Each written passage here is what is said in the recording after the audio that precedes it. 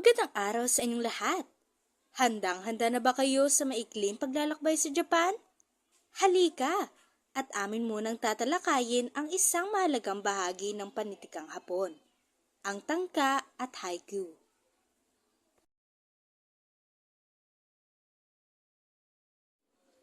Bago ang lahat, alamin natin, ano ba muna ang ponemang suprasegmental?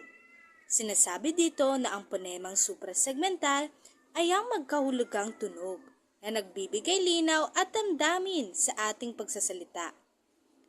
Mayroon din itong tatlong uri, diin, tono o intonasyon, at ang tala o hinto. Atin itong isa-isahin. Ano ba ang mga ito?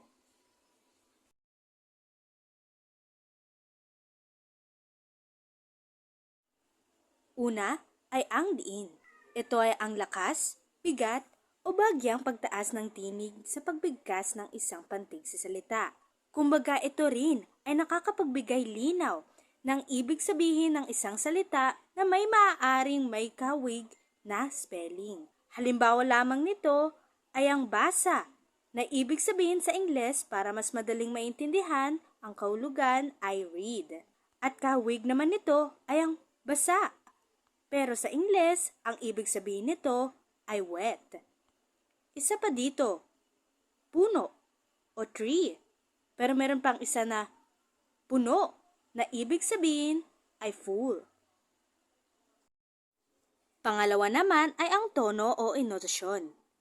Ito ay ang pagtaas at pagbaba ng tinig na maaaring makapagpasigla, makapagpahayag ng iba't ibang damdamin, makapagbigay kahulugan, at makapangpahina ng usapan upang higit na maging mabisa ang ating pakikipag-usap sa kapwa.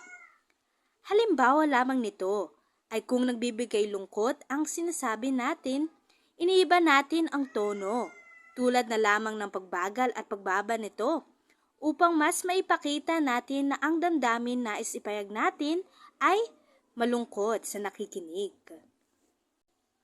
At ang panghuli naman ay ang antala o hinto. Ito ang bahagyang pagtigil sa pagsasalita upang higit na maging malinaw ang mensaheng ibig ipahatid sa kausap. Mahalaga ito sapagkat kung dinediretso at binibilis natin habang nagsasalita ng walang hinto, syempre, nawawalan na ng hininga ang nambabasa at nagkakaroon ito ng hindi pagkaintindi sa mga nakikinig.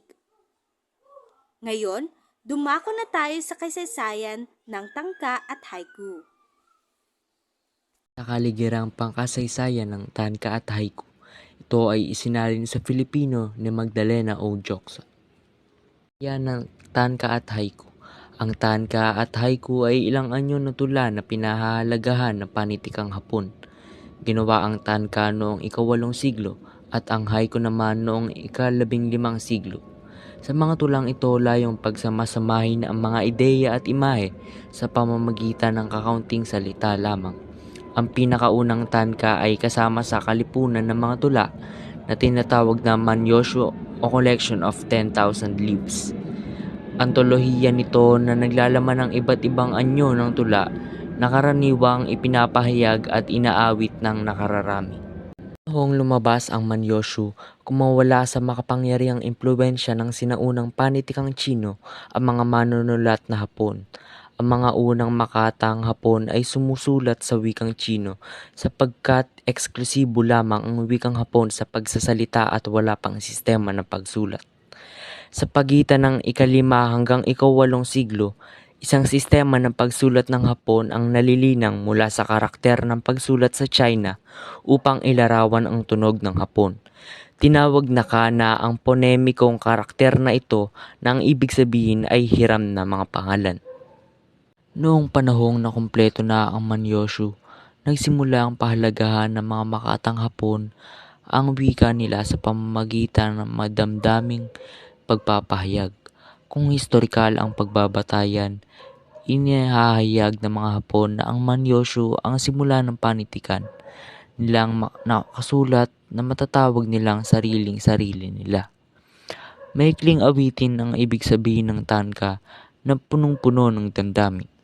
Bawat tangka ay nagpapahayag ng emosyon o panitikan. Karaniwang paksa naman ang pagbabago, pag-iisa o pag-ibig. 31 ang tiyak na bilang ay may tig-7 bilang ng pantig na may 5 taludtod ang tradisyonal na tanka. 3 sa mga taludtod ay may tig-7 bilang ng pantig, samantalang tig-5 pantig naman ang 2 taludtod. Nagiging daan ang tanka upang magpahayag ng damdamin sa isa't isa ang nagmamahalan, lalaki man o babae. Ginagamit din sa paglalaro ng aristocrats ang 94 tanka, kung saan lilikha ng 3 taludtod at dudugtungan naman ng ibang tao ng 2 taludtod upang mabuo ang isang tanka. Sa kabila naman, gaya ng naipahayag na sa unang bahagi ng tekstong ito, noong ika-15 siglo, isinilang ang bagong anyo ng pagbuo ng tula ng mga Hapon. Ang bagong anyo ng tula ay tinatawag na haiku. Noong panahon ng pananakop ng mga Hapon sa Pilipinas, lumaganap ng lubos ang haiku, binubuo ng 17 pantig na nakahati sa 3 taludturan. Ang pinakamahalaga sa haiku ay ang pagbigkas ng taludtod na may wastong antala o paghihinto. Kiro ang tawag dito o sa Ingles ay cutting. Ang kiro ay kahawig ng sesura sa ating panulaan. Ang kirahin naman ang salitang paghihintuan o cutting word. Ang kinalalagyan ng salitang pinaghintuan ay maaaring makapaghiwatig ng saglit na paghinto sa daloy ng kaisipan upang makapagbigay ng daan na mapag-isipan ang kaugnayan ng naunang bersyo sa sinundang bersyo. Maaari din namang makapagbigay daan ito sa marangal na pagwawakas. Ang mga salita na ginagamit ay maaaring sagisag ng isang kaisipan. Halimbawa, ang salitang kawazu ay palaka na nagpapahiwatig ng tagsibol. Ang shigo rin naman ay unang ulan sa pagsisimula ng taglamig. Mahalagang maunawaan ng nagbabasa ng haiku at tanka ang kultura at paniniwala ng mga Hapon upang lubos na maipaloob ang mensaheng nakapaloob sa tula. Sa huli naman ay ang estilo ng pagkakasulat ng tangka at haiku. Parehong anyo ng tula ang tangka at haiku ng mga Hapon. May ikling awitin ang tangka na binubuo ng 31 pantig na may 5 taludtod.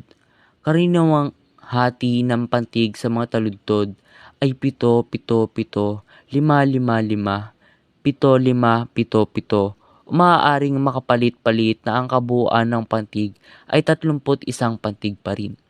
Samantala, ang haiku ay mas pinaikli pa sa tangka. May 15 bilang ang pantig na may 3 taludtod.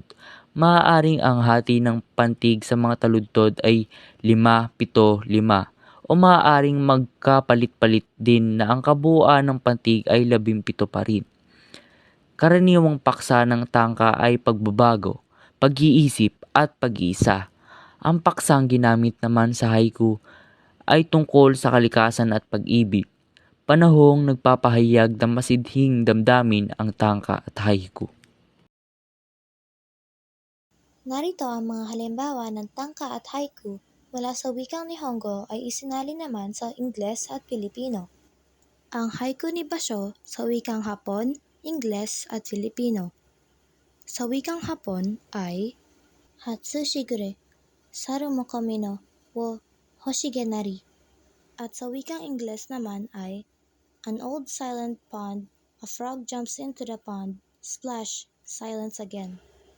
Ang panghuli ay sa wikang Filipino na matandang sapa, ang palakay tumalon, lumalagaslas. Ngayon, dumako naman tayo sa tangka ni Kino Tomonori sa wikang Hapon, Ingles at Filipino. Una, sa wikang Hapon ay Hisakata no hikari no dokeki, haru no hiri, shizukokoro naku, hana no chiruramu. Sa wikang Ingles ay This perfectly still, spring day bathed in soft light. From the spread out sky, why do the cherry blossoms so restlessly scatter down? At ang panghuli sa wikang Pilipino, ang araw ng tagsiwol, maaliwalas. Bakit ang cherry blossoms naging mabuhay? At yan na nagtatapos ang tangka at haiku ng Japan. Maraming salamat sa pakikinig.